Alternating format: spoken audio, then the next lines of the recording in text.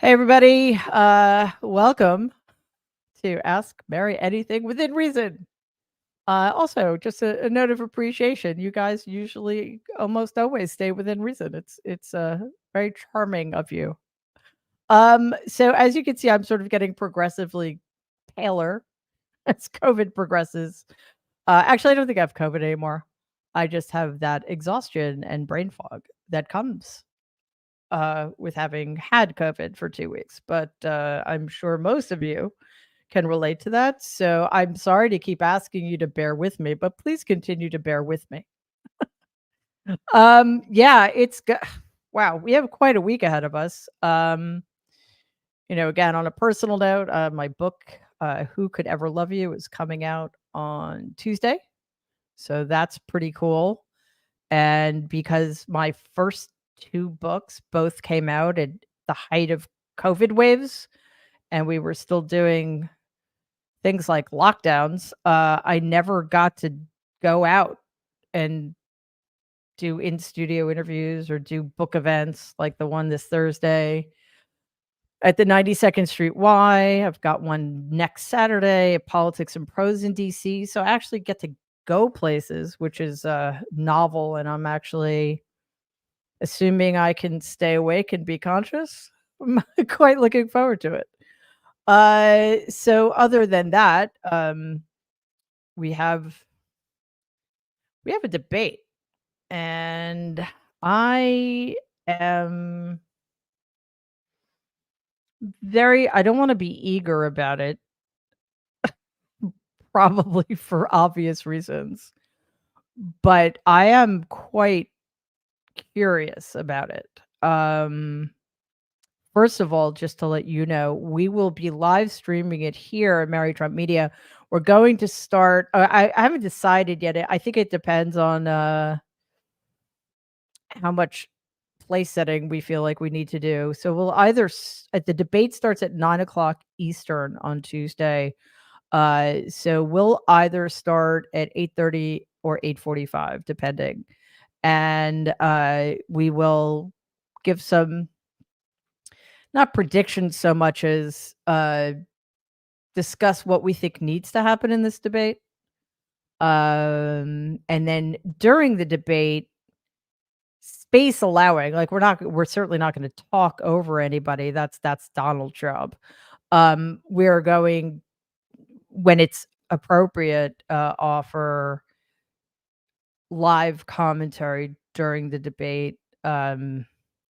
I think fact check. Oh, look, there's that bubble again. I don't understand. I can't tell you how many times I've disabled that bubble. Um, anyway, um, we'll be commenting within reason during the debate, but afterwards we will, of course, have complete post debate analysis with the nerds. Um, yeah, before you get to your questions, I just have some thoughts that I wanted to share. Because I saw some people refer to this in the comments that, they don't think Kamala Harris should necessarily debate Donald, and that's how I felt. If only somebody had listened to me.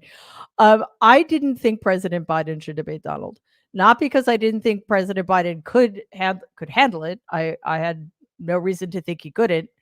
And just to be clear, it's not that I don't think he handled it during the debate. It didn't go well, and you know, no need to revisit that horror. But the reason I didn't want him to debate Donald was because I felt like that uh normalized Donald. He's a traitor to this country. He is responsible for the deaths of hundreds of thousands of Americans. He's a criminal. He's a convicted felon. He's an adjudicated rapist. Putting him on that debate stage felt like a slap in the face and afforded him a level of respect that he does not deserve. Nobody has done more to demean the office of the presidency than Donald Trump. Nobody has done more, in my view, to undermine this country, to sow division. Well, maybe I guess you could say yes, the Civil War was more divisive, but since then, nobody has done more to divide this country than Donald Trump. So I just did not think that it was appropriate. Um, but it happened, and then we know we'll have plenty of time down the road to discuss whether it should have the results of that, whether well, I think it's pretty obvious we're in a better place now than we were even the day before the debate. So, let's be real. But then that gets us to whether or not Kamala Harris should debate Donald. Sorry. And I actually think she has to. She's not the incumbent president. She's running as an underdog, which is very smart. She has somehow cast Donald in the role of incumbent, which is quite skillfully done. And I think the American people need to see the contrast she offers. She's fully quarter of a century practically younger than he is. Maybe not quite, sorry. Almost 20 years younger than he is, a generation younger than he is.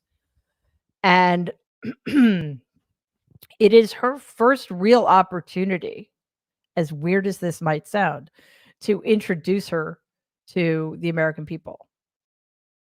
Despite the fact that she's vice president of the United States, a lot of people don't know enough about her.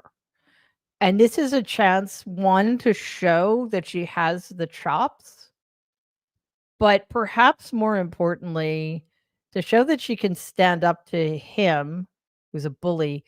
But even more importantly than that, she's going to have a chance to undo him. And this is what I mean by that. Sorry. I will be having sips of things from time to time.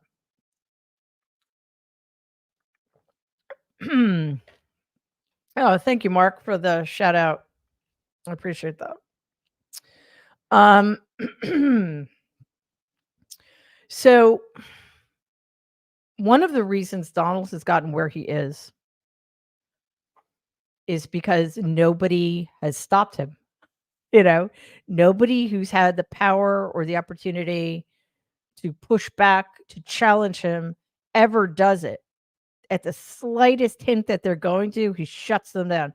Have you ever seen how he behaves when a reporter asks a perfectly reasonable question, but a question he doesn't like? He demeans them, he belittles them, he bullies them, and then he moves on. Nobody has ever pressed him consistently, nobody has ever forced him to answer a question. Nobody has ever thrown his lies back in his face. Ever. She has an opportunity to do that. Not just an opportunity, she has the stage, she has the audience. I'm guessing this will probably one of the most watched debates in American history. As it should be.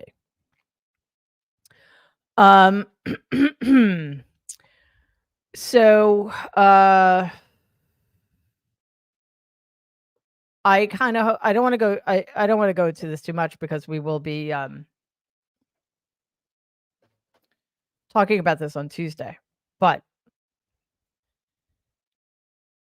if there's one thing I would say to Vice President Harris, she needs to get under Donald's skin. She should show him no respect, and she should do whatever she can to make him feel humiliated. This is not about policy right now. I think one of the mistakes President Biden made was he treated this last debate as if it were an actual debate, and it is not. Donald is not participating in a debate. Not entirely sure what he's doing. But if he's not gonna play by the rules, neither should she. And unfortunately, I mean, I do not know. I do not know what the ABC moderators are going to do, but, if past is prologue, then we know that Vice President Harris is going to have to do their job for them, and that means fact checking, and that means demanding answers to the questions that were asked, and that means demanding follow-up. So we'll see. Listen, I know she's capable of it. It's just kind of a question of, how's she prepping? Um, and also I have to be honest, I was very surprised when I found out that it was Donald's team that requested the muted microphone. And then I realized, uh, I just wanna okay, I realized something, but before I get to that, I just wanna clarify something about humiliation. Donald doesn't feel a lot. He's a very limited person. And one of the worst things he's done to us as a country is that he's sort of forced us to live in a very narrow band of human emotions he has access to. So, it's been almost a decade now of anger, rage, fear, and humiliation. Like that's sort of where we've been existing. So, the one thing that he will avoid at all costs, and probably the worst thing for him to feel, and the thing he avoids at all costs. That's why he's so vicious. It's why he's so cruel. It's why uh, he's such a bully. He cannot handle feeling humiliation. Um, it's not hard to make him feel it, but again, nobody goes there. Nobody knows how to do it. So, well, I shouldn't say nobody. Very few people know how to do it, and nobody I've seen who's in a position has been able to pull it off. As for the muted mics, I was surprised that it was his team asking for it, and then I realized it's probably because they know that he looks terrible when he just rants and raves like a child while the other person is trying to have a serious conversation. Um, that does not mean, however, that Kamala Harris can't hear him while he's ranting and raving, 6 feet from her. So, I think that she needs to comment on that. I will be able to see that he's, like, running his mouth, but she'll be able to address the fact that he's ranting and trying to interrupt her and stuff like that. So, it's gonna be wild. I will do my best to be conscious. No, I will be there. Uh, and it is again, it's going to be a fascinating, potentially pivotal moment. I don't think debates typically matter that much. This one will. All right, so do me a favor. Um, oh, it's Star Trek Day. Hey, Jeff, happy Star Trek Day. I did not know that. See, that's normally the kind of thing I would know. It's like time has no meaning. I don't even know what day it is. So live long and prosper, everybody. Um, so I posted a piece on Substack earlier, and I asked for questions there, but also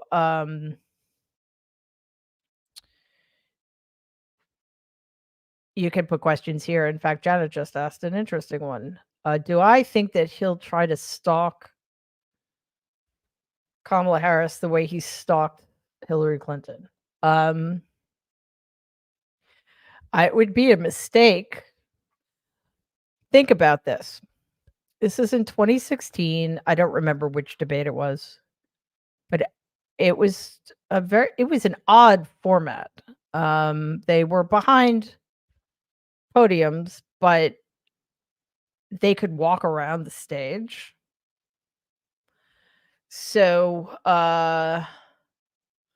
at one point, Hillary Clinton was asked a question, and she came out from behind the podium, and she was addressing herself to the audience, I guess to get closer to them and be more human, and more connected.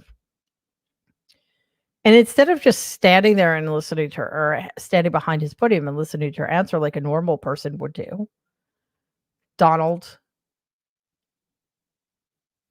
like, started, like, very creepily. It was creepy, it was inappropriate, it was weird.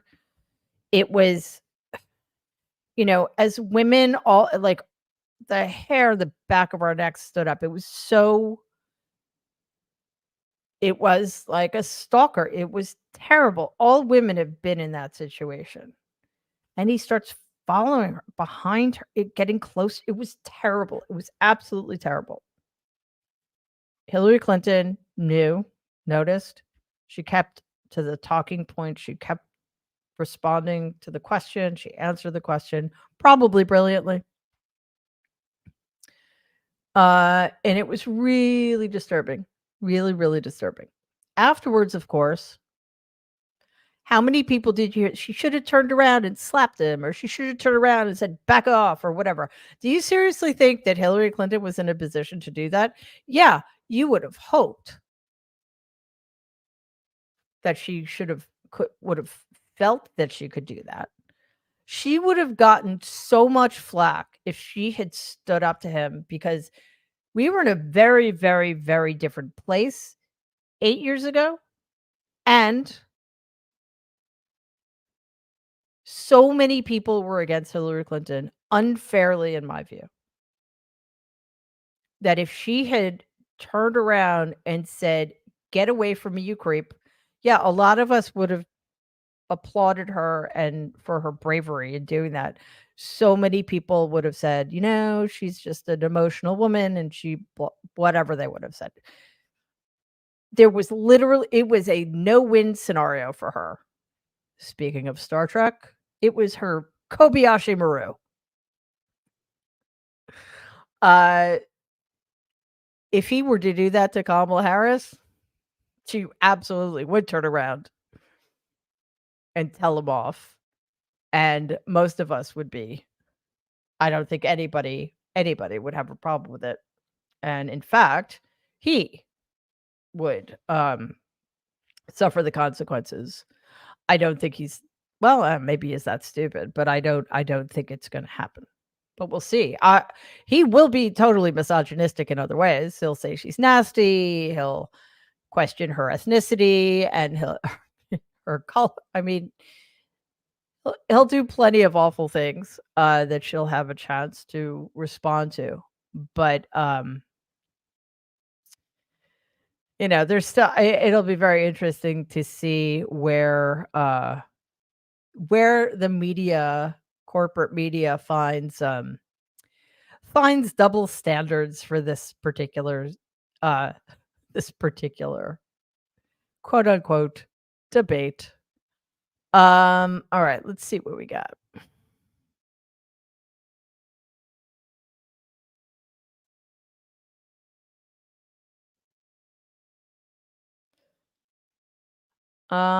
Yeah, let's see. We've got lots of great comments, not a lot of questions though. Oh, my thoughts from plant-based Tina. I myself am plant-based. Um, the Cheney's endorsement. It matters. I think it matters.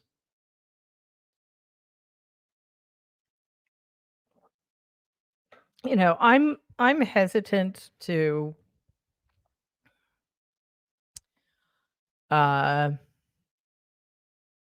say that people doing things are brave, I mean, like, people call Mike Pence brave because he did his friggin' job on January 6th. Maybe if he'd done his job before January 6th, we would have been in a better position. So, I mean, I don't really think it's brave. Uh, and unfortunately, the Republican Party has moved on from the Cheneys, but there are certainly people who respect the dynasty and, it will, um, hopefully d look, let first of all, it's important to note that these are I don't like using the word conservative, let's put it this way. Liz Cheney voted with Donald Trump 97% of the time. These are not good people. Dick Cheney was disastrous for this country. Um, slightly to the right of Genghis Khan. Uh, we agree on nothing policy, and if you've heard some of the things that Liz Cheney has said about Democrats and abortion rights, you know, it's, however, it does take a certain measure of guts to go the step further and say, "I'm endorsing and voting for the Democrat." That is not nothing. Like, but it's not like, they're not voting for democratic policies. They're voting for democracy because they understand that, um, the Republican Party is a party of fascists. The only way we preserve the American experiment is to make sure that, Democrats stay in power and, in fact, get more power. She's also, said that she's voting for Colin Allred in Texas, uh, and not voting for because she's not Texan. She's supporting Colin Allred's campaign in Texas, and he's running against Ted Cruz. So, that's sincere. It is completely useless. I think it's, what's his name? Mike Pence, who has made it clear he's not voting for Donald, but he's writing in John McCain. "Oh, okay, what are we gonna do? Have a seance?" Like, if John McCain gets enough votes, that is not a serious position and it also fails to understand that this is not just about Donald Trump. This is about the Republican Party. The Cheneys get that, and credit where credit is due. The most important thing about what they're doing, and again, it is not enough,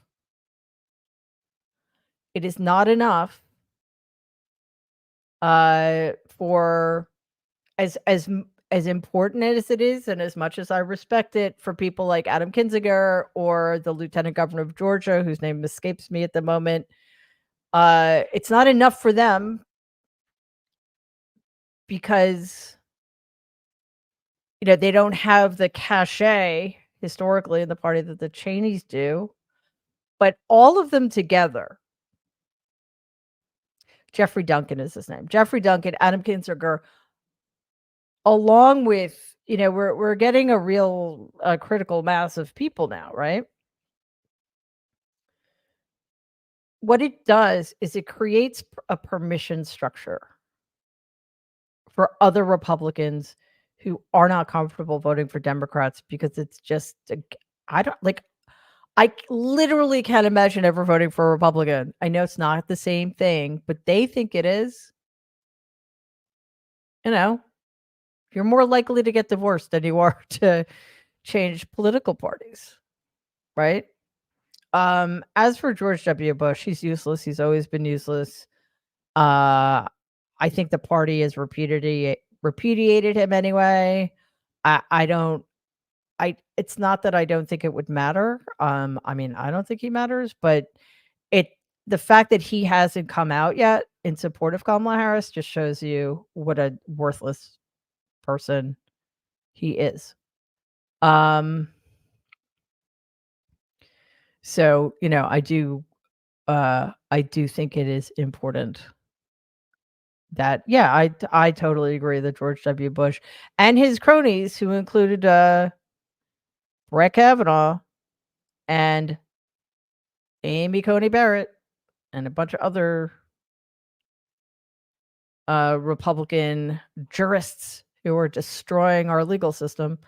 He totally stole the 2020, not 2020, my God, 2000 election. It, no doubt about it, in my mind.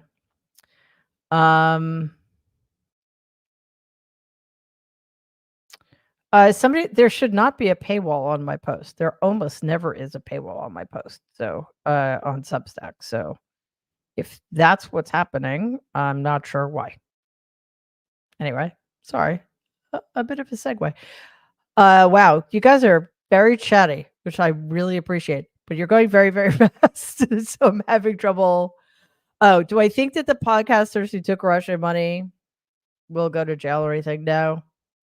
I think they have plausible deniability. Unfortunately, I have to be honest with you. Yeah, I wish they would all go to jail because they're terrible people. They're fascists. However, they've been. I don't know if you saw Tim Pool put out a video or not a video, post, and 180-degree turn. Ukraine is our greatest ally. We must do everything to support Ukraine. I mean, that's more valuable than his going to prison because millions of people listen to these traitors. So if they're suddenly starting to tell the truth, that's important.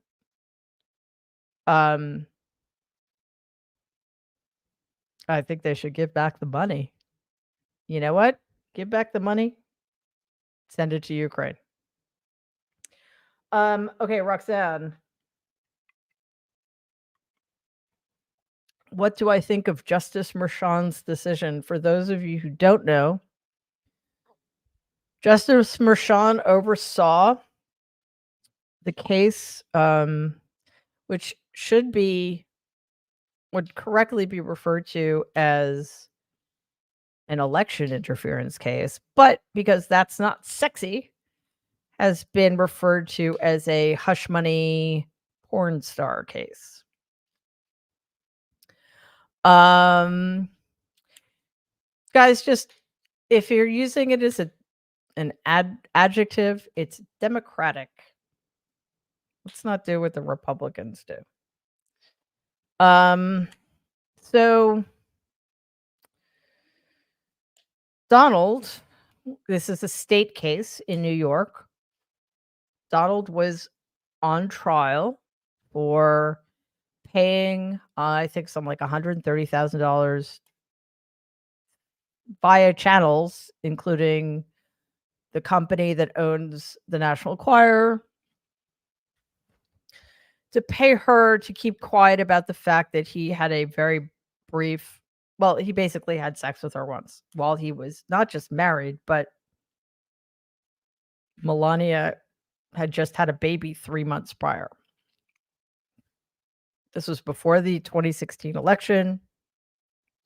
And the reason he wanted to keep it quiet was because he knew, especially after the Access Hollywood tape, that another scandal like that. I mean, think about this, okay? In the Access Hollywood tape, which almost undid him, but again, the Republicans are scum, and they continued to rally around him after 5 minutes of hand wringing. He just said something horrible. I mean, he admitted to something horrible, but it was just, it wasn't it wasn't exactly proof of his having done it. He was just bragging about doing this thing, right? Grabbing women whenever he wanted to. With Stormy Daniels, he actually, this was the proof that he had done this despicable thing. And I mean, I could be wrong because he got away with everything, but I think most people frown upon cheating on your wife who's home with a 3-month-old baby with a woman who works in the porn industry. Anyway, that's in a nutshell what the case was about. It was obviously more complicated than that because he was indicted on 34 charges, criminal charges. And he was convicted on every single one of those 34 charges. Sounds good, right? Well, not so fast. Why? Because the illegitimate corrupt supermajority of the Supreme Court, shortly after that, rendered its decision on presidential immunity and basically, and it's sort of funny in a not at all funny way, that shortly before that decision, I said my greatest fear, because I don't know if you remember, but for months ahead of time, people were like, this is a no-brainer. Obviously, it would be insane to say that there's such a thing as presidential immunity. It's nowhere in the Constitution. That would make the president blah, blah, blah, right? And then the closer we got, the longer it took, because this is a decision. First of all, they never should have taken the case. Secondly, after they took the case, it should have taken about 30 seconds to say, this is ridiculous. There's no such thing as presidential immunity, right? They dragged it out for months. They released their decision. I think it was the last day of the session or close to it. Right before the decision came out, I said, my greatest concern right now is that they're going to do, in this case, what they did in Bush v. Gore. They are going to carve out an exception for their guy, just like they made that case just about harm done to George W. Bush. In this case, they're going to make immunity only apply to Donald. And I was essentially right. It's not that simple, but you can make that case. And the problem now with this New York case and with every other case, including the January 6th case that Judge Chutkan is overseeing, we'll forget for a moment about the Florida case with the also corrupt Aileen Cannon, who really needs to be disbarred yesterday, is that it's made it very difficult for these judges and justices to figure out what they can do here. So Donald was supposed to be sentenced back in June or July. I forgive me, I don't remember, because this has been the longest. I don't. Who knows? So the longest decade, the longest 3 months, the longest season. So it's a little hard to keep things straight. But the Supreme Court case about presidential immunity came out before. Came out before Justice Merchan was supposed to sentence Donald. So actually, prosecutor DA Alvin Bragg asked for a continuance. I don't remember why. And the sentencing was postponed till September 18th. So it was supposed to happen 10 days from now. Guess what's not happening? Justice Merchan decided to postpone again. So sentencing won't happen until after the election. I think it's disgraceful. I think all along Justice Merchan gave Donald too many breaks. He gave him way too much deference.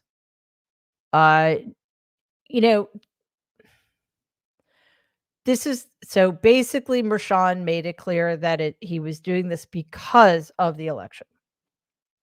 So right there, that Donald is being treated differently. And to me, the message that's just like Donald committed at least 10 instances of contempt of court. Any one of us would have spent a couple of nights in jail. None of us would have had our sentencing postponed because of the Supreme Court or because there's an election coming up. It's a terrible decision. It sets a terrible precedent. And essentially what the message here is that, hey, being a bully totally works. And this has been the thing all along. Why does Donald get away with what he gets away with? Because people let him. What is his incentive to stop? There is none. So the only case in which we actually got a verdict before the election is going to seem less important because there's no sentencing. Like, how important could it be? And we've been dealing with this for years now. Like, the fact that it took 2 years before the DOJ got around to indicting Donald for January 6th and for stealing highly sensitive classified documents that may indeed have gotten our assets killed led the American people to think, well, how bad could it be? Right? How bad could it be? Well, it's really fucking bad. So yeah, I'm kind of horrified, to tell you the truth. Anyway, let's see what we got. Keep asking me your questions. What casual observer? At what age did my grandfather's dementia kick in? He he was in his 70s. Oh wait, let me. He died when he was 93 because meanness is a preservative. Yeah, so probably around the same age. I don't. I mean, I, I'm not around Donald, so I don't know on a day to day basis. So it's hard to tell based on his public appearances. Is it dementia? Is it just the fact that this is a man who has very serious undiagnosed and untreated psychiatric disorders? Like, he's had them for decades now. So is it any wonder that he's worsening, that he's decompensated? Of course not. Um, you know. So it's really difficult to know. And I mean, I'm actually working on this thing about diagnosis, like why we shouldn't diagnose Donald, or why I shouldn't anyway, but why it's okay if other people do, what have you. But the bottom line is this. First of all, just a short version, clinical psychologists and psychiatrists diagnose patients, but it's not like a patient walks into your office, you're like, "Oh, you're X, Y, or Z." No, no, no. No. It's a process. It is a very long process for which you have to be highly trained. It can take about anywhere from 4 to 8 hours to administer tests, and then many hours to score them, to analyze the information, and to write up an assessment and come up with a diagnosis. And you diagnose somebody along several different axes, as outlined in the Diagnostic and Statistical Manual. I think they're up to version 5 now. So like it's like it's not that there's anything mystical or magical about it, but diagnosis doesn't mean looking at somebody's behavior and then just saying, "Oh, that person's depressed or that person's narcissistic." Now, I mean, those things may be true, but in order to do it properly and understand like why it's happening and how to mitigate the symptoms and all that other stuff, you need to go through this very strict process. So that's why. However, that all of that having been said, um, I don't think I think we know more about Donald just based on watching video of him than we would if you walked into a clinical psychologist's office. What would we know differently?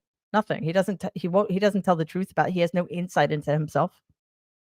Like, I don't think that there's any other information we could get, and he wouldn't sit for the test anyway. So, yes, would it be helpful if mental health practitioners started um,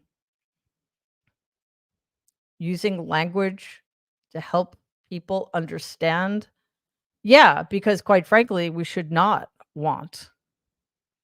um, we should not want anybody who's as severely ill who has the kinds of psychiatric disorders Donald has to be anywhere near power, right? And again, it's not just a question of saying, "Oh, he's a malignant narcissist," which last I checked isn't an official diagnosis anyway. But he's XYZ. This is why I think that. This is why it matters, right? Like I've said this before. Just as during his trials or one trial, I guess, when all the indictments were coming out, and I think he had 93 indictments in four different jurisdictions at one point, there were panels of lawyers and legal experts on every show, talking about that, right? All right, cool. Well, we also need panels of experts in authoritarianism and fascism to discuss things like Project 2025 and Donald's increasingly authoritarian behavior. His the way he speaks about undocumented workers and what his plans are for them, right? Um, we need panels of mental health professionals, clinical psychologists, psychiatrists, neurologists, neuropsychologists, sociologists to talk about this stuff too. Like, why can't we do that? There's this thing called the Goldwater rule. Well, guess what, guys? We're way past that. We need to have these conversations. Failing that, what I would say is that, and yeah, I mean, there have been some people doing this for years now, but we need to do it in a more uh, consistent and organized way. You know, have a panel of experts on to watch one of Donald's rallies or watch one of his performance pieces and one, fact check it in real time, which, see that thing, fact check it in real time. And, as Lawrence O'Donnell said, we need to do. Otherwise, do not show his rallies and quote unquote speeches. And then have these experts talk about it afterwards and explain what's going on.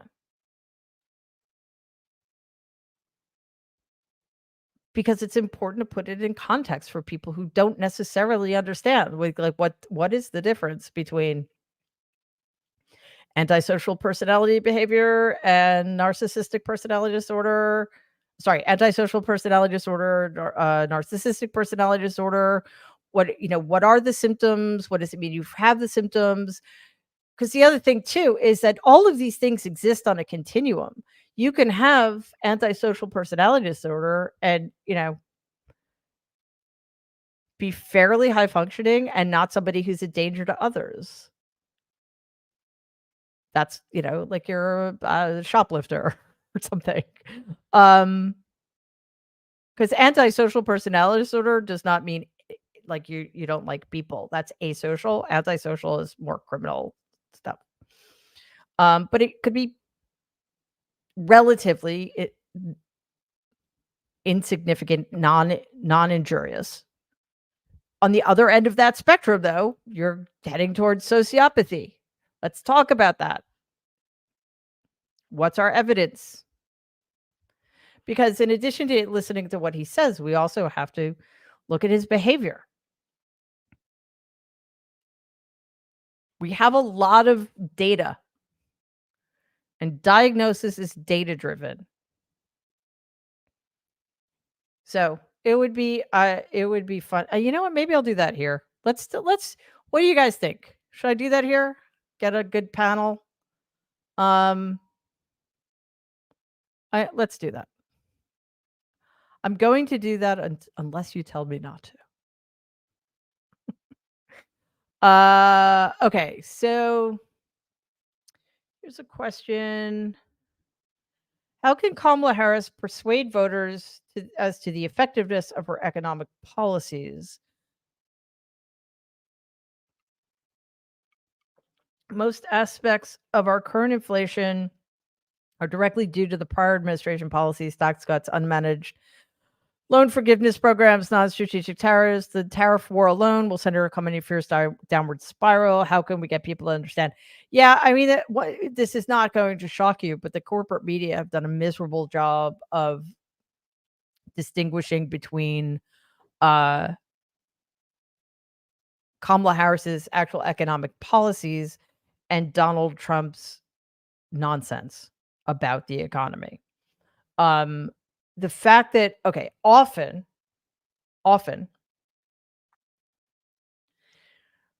not often, always, the most important issue for the American voter is the economy. And the two things about the economy they pay most attention to are gas prices and inflation. This is absurd. Why? Why? Because no president has control over either one of those things, generally speaking. There are things they could do, but inflation during COVID and post-COVID was a global phenomenon. Was inflation in the United States high? Yes, it was. We had supply chain issues. We had all spending issues, employment, all sorts of things were going on. Are there things that could be done to mitigate it within somewhat? How do we know that? Even though inflation was very high here, it was lower here than in any other developed country. President Biden's economy, what he's done with the economy has been better than any other developed country. And that includes not just what he's done with inflation, but also what he's done with employment. Gas prices, same thing. If Saudi Arabia decides to turn off the taps,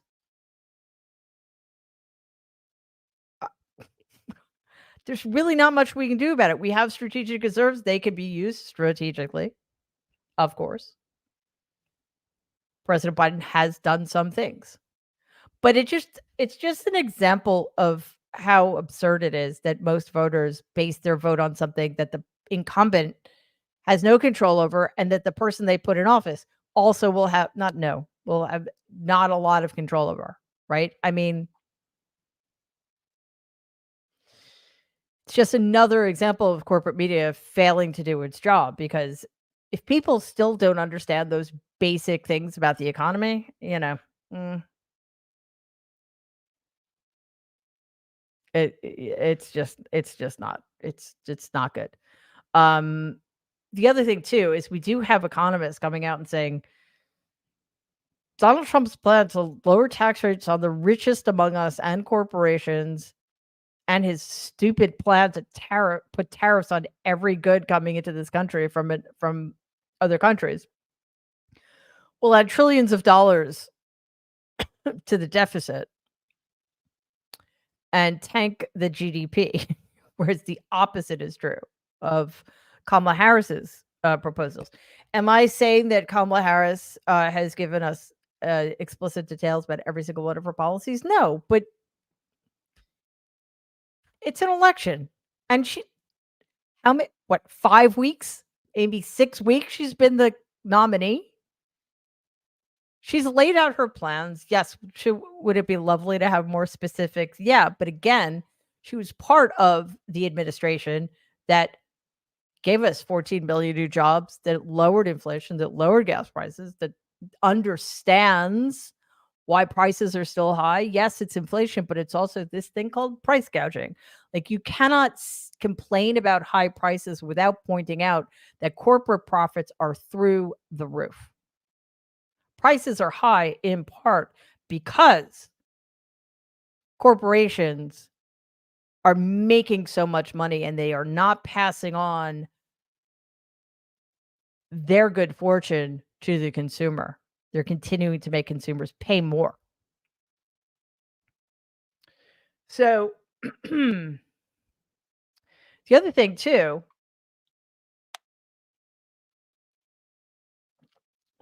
And again, I'm not saying that Kamala Harris shouldn't lay it out in detail. Yeah, sure.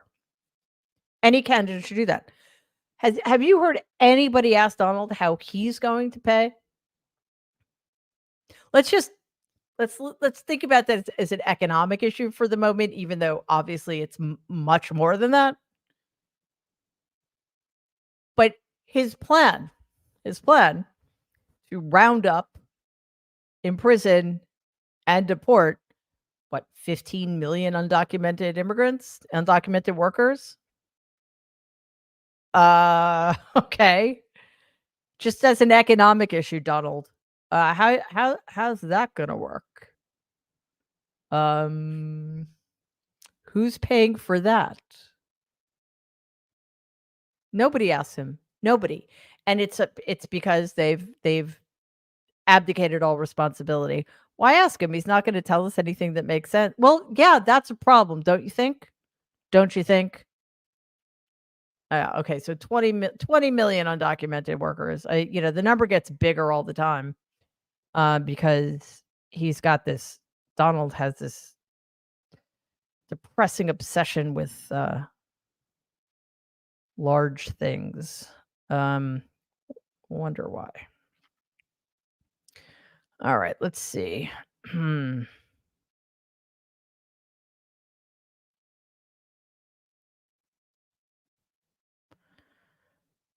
Hmm.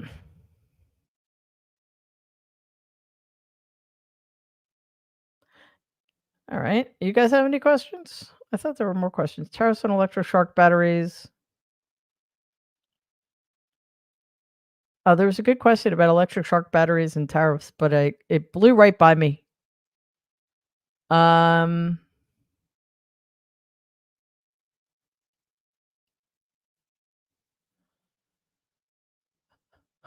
does my name make me sad ever?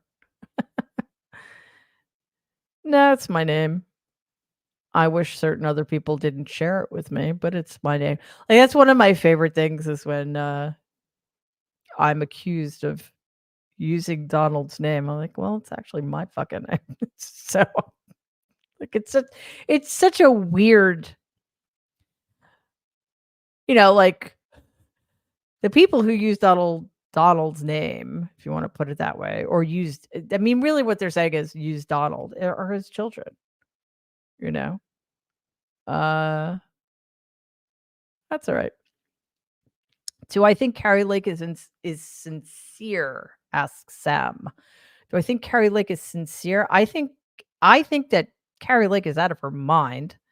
Oh, you mean do I think she's sincerely, well, I'm this is how I understand the question. Do I think she is sincerely that crazy? Yeah, I do. Um, we see a lot of that. She's like Ginny Thomas in that way.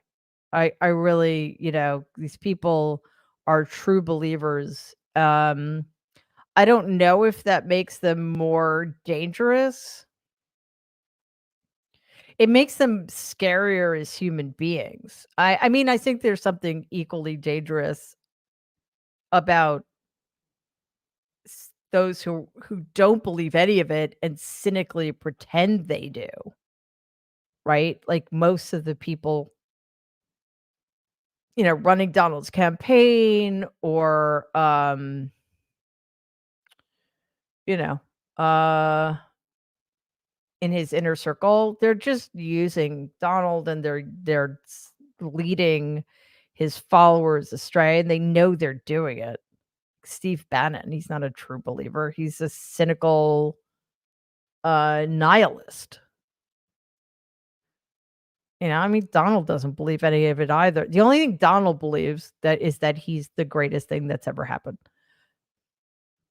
and that he deserves to be dictator for life. That's what Donald believes. Um, do I think can we give Mike Pence props for not getting in that car? Ask E. Cole. No. Why? Because getting in that car would not have been the safe thing to do. He was safer where he was. And again, he was doing his job. It's not like he didn't get into that car because he was worried about I mean, let me just keep it simple. No. From Avon, do I have a gut feel for the state of the race? I do not. Um, it's tricky because we can't I'm not entirely sure how helpful well, national polls are only helpful if there's huge margins, but even then, we have to look at state polls. It's just we just do. Uh, because of the, racist, antiquated electoral college that gives a disproportionate amount of power to small rural states. Let me put it this way. I believe that, Kamala Harris is running perhaps the best campaign I've ever seen in my life, which is stunning considering the short turnaround. Um, I think that, um,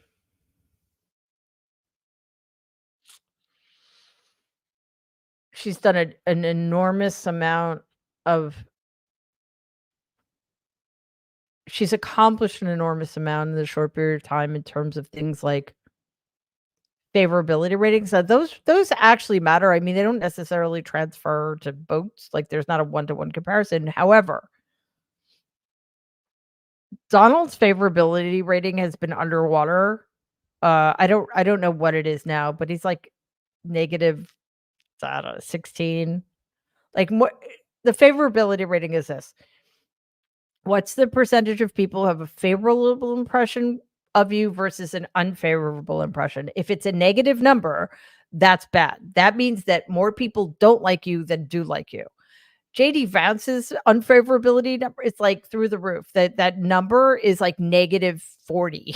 He's like the most disliked person who ever lived. It's fabulous. Tim Walz actually is positive. He's net positive. That's in this divided world of ours, that's practically unheard of. Kamala Harris went from a negative 17 to a negative 1, which again is practically unheard of. So she's doing a really good job there. And this is another reason I think it's so important for her to do the debate. We know what Donald Trump's ceiling is. It's still way too high considering what a grotesque traitor he is, but it's about 46%. He will never ever have more than 46% of the vote. That number the ceiling can get lower, but that's what it's been for a very long time. We have no idea what Kamala Harris's ceiling is. None. So any opportunity she has to talk somebody to convince somebody that she's a better alternative to Donald is good. And that's what this debate is going to be. Whew. All right. Well, I'm tired. But I really want to do this. It's been too long. I've missed doing these. I know I did the nerds this past week, but honestly, I don't really remember doing them because I'm like in a bit of a daze. But I really like doing this, and thank you all for your questions. Please don't forget to subscribe to the channel if you haven't already. That would be awesome. And what else? Got Morning Jen over on Jen Taub's YouTube channel every day at 8 a.m. Eastern. The nerds will be back Tuesday at noon. But remember, we're also live streaming the debate Tuesday night. I'm guessing I'm going to have to increase my caffeine intake because I'm doing Morning Joe Tuesday morning, then the nerds, a couple other media hits, and then the debate. But we'll do a pregame 8:30, 8:45 at Eastern time. The debate is at 9 p.m. Eastern time. We'll live stream it with commentary as possible. And then, of course, the nerds and I will do a post-debate analysis. Um, and, I will be doing more videos. I have not been well, so I apologize for the comparative lack of content. It's been very, very frustrating for me, especially given the timing of it all, but I need to get better, and with the book coming out, I've got a lot of other stuff going on. So I am my very first, uh, broadcast cable interview is with, Anderson Cooper tomorrow night, so check that out, and, if you haven't already, check out the book. You can pre-order it, although it's coming on Tuesday, but, the hardcover, Kindle, and audiobooks are all available for pre-order, basically everywhere. Amazon, Barnes& and Noble, bookshop.org, local bookstores, etc. I do the audiobook of that if that's of interest. And, I'll keep you posted as the media stuff continues. Also, from my New York peeps, I will be at the 92nd Street Y with my very good friend Judy Gold this Thursday, the 12th at 8 p.m. I think there's still tickets, so check that out if you're in town. And on Saturday, the 14th, I will be in DC at Politics and Prose. So if you're down in DC, it would be awesome to see you. And that is it. I think I got everything. Um, I think. If not, I'll catch you up next time. But thank you all for being here. I really appreciate the questions. Thanks to everybody who gave me questions in the comments over at Substack. And I will see you guys Tuesday. In the meantime, you know the drill. Stay safe and be kind. Bye, everybody. Take it easy.